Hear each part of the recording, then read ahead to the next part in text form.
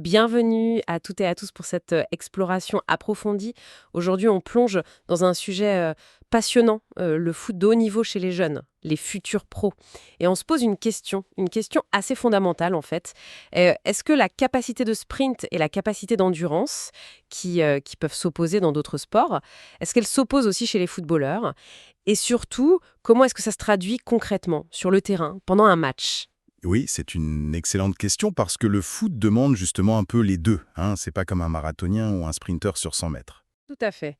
Alors pour nous guider, on va s'appuyer sur une étude scientifique vraiment pointue. Elle a été publiée en 2025 dans le Journal of Sports Science and Medicine. Le titre, c'est Classifying Soccer Players Based on Physical Capacities and Match-Specific Running Performance Using Machine Learning. Ah oui, je vois. Une étude de Michel Dehaene et son équipe, c'est ça? Stéphane van der Zwart, Jorrit Sanders. Exactement, avec Peter J. Beek et Richard T. Jaspers aussi. Une équipe néerlandaise, si je ne me trompe pas. C'est ça, un article très intéressant effectivement. Notre objectif aujourd'hui, c'est donc de décortiquer un peu cette recherche. On veut comprendre si, oui ou non, chez ces jeunes joueurs d'élite, il faut choisir être un sprinter ou être un joueur endurant. Et puis on va voir comment l'intelligence artificielle, le fameux machine learning, aide à y voir plus clair, à identifier des profils de joueurs. Oui, comment l'IA peut nous aider à comprendre cette interaction entre les capacités physiques pures et ce qui se passe réellement en match. Allez, on commence par le commencement, si vous voulez bien. Ce fameux dilemme sprint contre endurance. Dans pas mal de sports, on parle d'un effet d'interférence. En gros, si on travaille beaucoup l'endurance, ça peut, disons, limiter un peu les gains en force, en puissance. Oui, ou en masse musculaire. Et inversement d'ailleurs. Exactement. Et à l'inverse, si on fait beaucoup de muscu, ça peut parfois freiner un peu les progrès côté endurance, le VO2 max par exemple. C'est un peu un casse-tête pour les athlètes polyvalents. Tout à fait, et ça s'explique bien au niveau physiologique. Les adaptations sont pas les mêmes. L'endurance, ça va jouer sur les mitochondries, les petits moteurs de nos cellules, sur les capillaires sanguins, les enzymes qui utilisent l'oxygène, alors que la force, ça va plutôt faire grossir les fibres musculaires, surtout les fibres rapides, et optimiser la commande nerveuse. Donc potentiellement, ça peut tirer dans des directions opposées. Et on a des preuves de ça dans d'autres sports. Ah oui, oui, cette relation inverse, négative quoi, entre capacité de sprint et capacité d'endurance, elle est assez bien démontrée chez les cyclistes ou les rameurs de haut niveau par exemple. Des sports où on est très très spécialisé. D'accord. Mais alors le football, c'est différent, non? Un joueur, ça court 10, parfois 12 km par match. Oui, à une intensité moyenne assez élevée, autour de 70% du VO2 max. Mais en même temps, il doit être capable d'enchaîner des efforts super explosifs. Des sprints courts, des changements de direction, des sauts, des tacles. C'est un mélange constant. Exactement, c'est ça la spécificité du foot. Du coup, cette opposition sprint-endurance, est-ce qu'elle est vraiment pertinente pour un footballeur? C'est un peu la question que pose l'étude. Parce que visiblement, ça n'avait pas été regardé d'aussi près avant. C'est ça, on supposait, mais sans vraie démonstration claire dans ce contexte précis. Alors, comment ils ont fait concrètement? L'étude a suivi 31 jeunes joueurs, des garçons élites des catégories U18 et U21. L'âge voyant était d'environ 18 ans. Et ils jouaient tout dans un club pro néerlandais, un club de calibre international. D'accord, donc un échantillon pertinent. Des jeunes en pleine transition vers le monde pro, là où les qualités physiques sont vraiment importantes. Voilà. Et ils ont mesuré plusieurs choses. D'abord, la capacité de sprint. Classique en une 1, un test sur 20 mètres. Pourquoi 20 mètres? C'est jugé assez représentatif des sprints importants en match, qui sont souvent courts. Ils ont mesuré la vitesse moyenne sur ces 20 mètres, mais aussi la vitesse de pointe atteinte, la fameuse MSS, Maximum Sprint Speed. D'accord. Logique. Ensuite, deuxième volet, la capacité d'endurance. Là, c'est le test de référence qui a été utilisé, le VO2 max. Le test sur tapis roulant, progressif, jusqu'à ce que le joueur ne puisse plus continuer? Exactement, jusqu'à épuisement. Et point très important, ils ont normalisé cette valeur. C'est-à-dire? Ils l'ont ajusté par rapport à la masse maigre du joueur, pour pouvoir comparer un défenseur costaud et un ailier plus léger sur une base équitable. C'est la capacité intrinsèque du moteur aérobie qu'on regarde. Ah oui, très important ça. La normalisation par la masse maigre. Sinon, on compare des gabarits trop différents. Bien vu. Ils ont aussi mesuré la VMA, la vitesse maximale aérobie, ou MAS en anglais. Qui, elle, reflète pas seulement le VO2 max, mais aussi l'économie de course, l'efficacité du geste, un indicateur plus fonctionnel peut-être. C'est ça. Et enfin, troisième gros morceau de données, la performance de course pendant les matchs. Et là, attention. Oui. Les données ont été collectées sur 2 saisons complètes. Ça représente 619 matchs au total pour l'ensemble des joueurs suivis. C'est énorme. Ah oui, effectivement, ça donne une image très robuste de leur activité habituelle. Grâce au système de tracking moderne, GPS, LPM, suivi optique, ils ont pu analyser très finement les distances parcourues. Et ils ont découpé ça en zones de vitesse. Faible intensité, modérée, haute intensité et le sprint pur au-dessus de 24 km/h dans cette étude. D'accord. Et ils se sont concentrés sur quoi en particulier? Principalement sur 2 métriques, la distance totale de sprint par match et la distance cumulée à intensité modérée et élevée, ce qu'ils appellent MIR plus HIR. Logique. Le sprint pur d'un côté et l'activité intense répétée de l'autre. Et c'est là qu'intervient l'intelligence artificielle, le machine learning. Ah, voilà le cœur de la méthode. Oui, l'idée c'était d'utiliser un algorithme, le K-means clustering, pour voir si, à partir de ces 4 variables clés, Donc vitesse sur 20 mètres, VO2 max normalisé, distance de sprint en match et distance MIR plus HIR en match. exactement, si à partir de ces 4 variables, des groupes naturels de joueurs allaient émerger, sans leur dire à l'avance « cherche-moi des sprinteurs ou des endurants ». C'est ça, le principe du K-means. C'est une méthode non supervisée. L'algo regroupe les joueurs qui se ressemblent le plus sur ces critères et sépare ceux qui sont différents. Il découvre des structures dans les données. Et combien de groupes il a trouvé? L'analyse a montré que 3 groupes, c'était la solution la plus pertinente ici. 3 profils types donc. Ils ont aussi utilisé une autre technique, la découverte de sous-groupes, c'est ça? Oui, une méthode supervisée cette fois, pour aller un peu plus loin. Pour identifier des règles plus spécifiques. Par exemple, voir si le fait d'appartenir à un groupe, combiné au poste, pouvait prédire une certaine activité en match. Bon, alors, quels sont ces fameux 3 groupes? Décortiquons un peu les résultats. Alors le premier groupe, ils l'ont appelé SPR pour Sprinters. Un petit groupe, 4 joueurs seulement dans cette étude. Et leurs caractéristiques? Eh bien, ils avaient à la fois une très bonne capacité de sprint, mesurée au test des 20 mètres, et ils parcouraient une distance de sprint importante en match.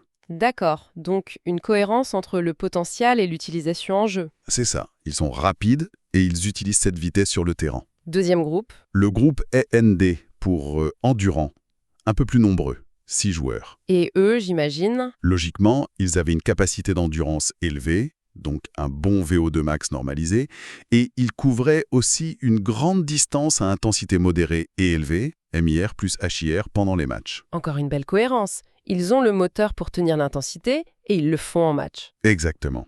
Et le troisième groupe? Le plus grand, apparemment? Oui, le groupe AVG pour average, moyens ou mixtes. Ils étaient 14 dans ce groupe. Et qu'est-ce qui les définit, eux? En fait, ils sont définis un peu par la négative. Ils n'excellent pas à la fois dans une capacité physique donnée et dans son application directe en match, comme les 2 autres groupes. C'est-à-dire? Soit un joueur de ce groupe AVG a de bonnes capacités physiques, par exemple il est rapide au test, mais il ne sprinte pas tant que ça en match comparé au SPR.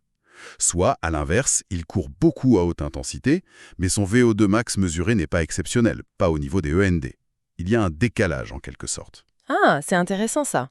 Ce groupe AVG est peut-être le plus complexe à interpréter. Tout à fait. Il soulève plein de questions. Pourquoi certains joueurs rapides ne sprintent pas plus? Contraintes tactiques, postes différents, profil plus technique, moins basé sur la course. Et pour ceux qui courent beaucoup sans un VO2 max de folie, est-ce qu'ils compensent par autre chose? Intelligence de jeu? Ou est-ce qu'ils risquent le surmenage à terme? C'est là que ça devient subtil. Et la deuxième méthode, la découverte de sous-groupes, elle a confirmé des choses? Oui, elle a affiné le tableau. Par exemple, elle a montré que le fait d'être dans le groupe SPR était un bon prédicteur d'une distance de sprint élevée en match. Logique. Pour la distance MIR plus HIR, c'était un peu plus nuancé. C'était le fait d'être dans le groupe END et d'avoir une vitesse de sprint sur 20 mètres plutôt basse, inférieure à 24,24 km/h, qui prédisait le mieux cette activité intense et répétée. Ça montre des interactions. D'accord.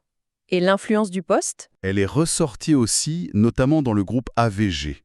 Les défenseurs centraux de ce groupe couraient significativement moins à intensité modérée et élevée que les autres postes du même groupe, ce qui correspond bien à leur rôle, souvent moins mobile. Bon, revenons à la question initiale, le cœur du sujet, là. Cette opposition sprint-endurance. L'hypothèse, c'était une relation inverse, négative. Alors, qu'a trouvé l'étude? Eh bien, le résultat est assez clair. Aucune relation négative significative n'a été trouvée entre la vitesse sur 20 mètres et le VO2 max normalisé. Ah, donc pas d'opposition frontale. Non, le R carré, qui mesure la force du lien, était très faible, seulement 0,086. Et la valeur P, qui indique la significativité statistique, était de 0,16, donc bien au-dessus du seuil habituel de 0,05. La conclusion majeure, c'est donc que chez ces jeunes footballeurs d'élite, le sprint et l'endurance ne semblent pas s'exclure mutuellement. Ils ne s'opposent pas comme on aurait pu le penser. C'est un résultat vraiment important de cette étude. Ça va un peu à l'encontre de ce qu'on observe dans des sports plus purs. Et comment on explique ça alors ? Il y a plusieurs raisons possibles. La première, c'est le football lui-même. Comme on disait, il demande intrinsèquement un mélange des deux qualités. Presque tous les joueurs ont besoin d'être un minimum rapide et un minimum endurant. Le jeu sélectionne une certaine polyvalence. Contrairement aux cyclistes ou aux rameurs qui peuvent vraiment se spécialiser à l'extrême. Les élites ont des valeurs de VO2 max et de vitesse de sprint qui sont bonnes, mais probablement pas aussi extrêmes que celles des athlètes de classe mondiale dans les sports où l'interférence est flagrante. Donc peut-être que ce conflit n'apparaît vraiment ou ne devient vraiment limitant qu'à des niveaux physiologiques encore plus élevés. C'est une hypothèse plausible, oui. Peut-être qu'en dessous d'un certain seuil de spécialisation, le corps arrive à gérer les deux types d'adaptation sans conflit majeur. D'autres raisons possibles ? Oui, l'âge des joueurs qui sont encore en développement, et aussi le fait que les mesures qu'on utilise, VO2 max, vitesse sur 20 mètres, sont des mesures globales pour le corps entier. Elles intègrent plein de choses. La coordination, le transport d'oxygène, l'efficacité du mouvement. Il se pourrait qu'au niveau plus microscopique, dans les fibres musculaires elles-mêmes, il y ait une certaine concurrence, mais qu'elle soit masquée ou compensée par d'autres facteurs quand on regarde la performance globale. D'accord, c'est très clair, donc pas d'opposition marquée. Mais alors, est-ce que la capacité physique qu'on mesure en test, elle prédit bien ce que le joueur fait sur le terrain? Ce lien entre test et match? C'est l'autre grande question. Et là, les résultats sont intéressants, car les liens sont positifs, mais assez modestes, finalement. Comment ça? Prenons la vitesse sur 20 mètres. Il y a bien une relation positive avec la distance de sprint en match. Ceux qui sont plus rapides au test sprintent un peu plus en match. Logique. Oui, mais la relation est qualifiée de modérée. Le R carré est de 0,168. Ça veut dire que la vitesse au test n'explique qu'environ 17% des différences observées dans la distance de sprint en match. C'est pas énorme. Donc, être rapide au test ne garantit pas qu'on va beaucoup sprinter en match. Pas du tout. D'autres facteurs jouent énormément. Et pour l'endurance, le lien entre VO2 max et course à haute intensité. Pareil. Relation positive, oui. Les plus endurants, au sens VO2 max, courent un peu plus à intensité modérée et élevée. MIR plus HIR. Mais là encore, relation modérée. R carré de 0,151. Le VO2 max seul explique seulement 15% de la variance. C'est faible aussi. Oui. Par contre, et là ça devient très intéressant, quand on regarde la VMA, la vitesse maximale aérobie, Celle qui intègre l'économie de course? exactement, eh bien la relation entre la VMA et la distance MIR plus HIR en match devient beaucoup plus forte. L'étude parle d'une relation substantielle, avec un R carré de 0,409. Ah oui, là, ça explique presque 41%. Oui. C'est beaucoup plus. Tout à fait.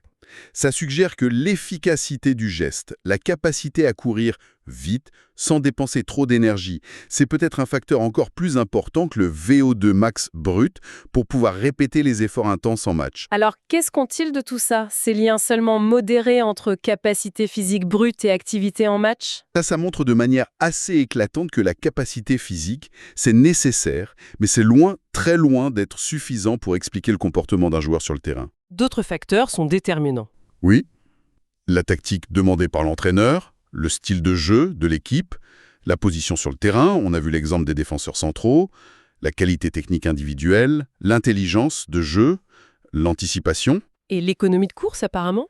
Et l'économie de course, oui, certains joueurs compensent peut-être une moins bonne capacité physique par une technique hors pair ou une lecture du jeu exceptionnelle, ce qui leur permet d'être efficaces en courant moins. D'autres, peut-être moins doués techniquement, doivent compenser par un plus gros volume de course. C'est complexe. L'étude suggère même une idée de seuil, non?